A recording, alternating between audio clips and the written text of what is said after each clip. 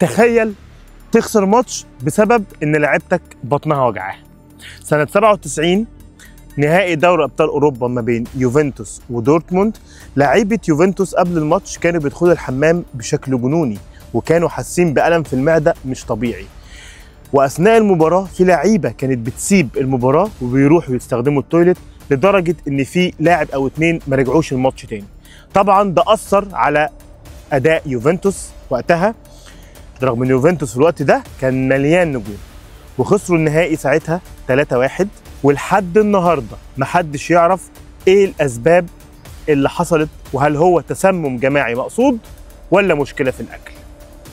وده سر من اسرار كرة القدم اللي مليانه اسرار، اللي في ناس خسرت بطولات بسبب قرار سياسي او تحت تهديد السلاح. انا احمد هلال هقول لك.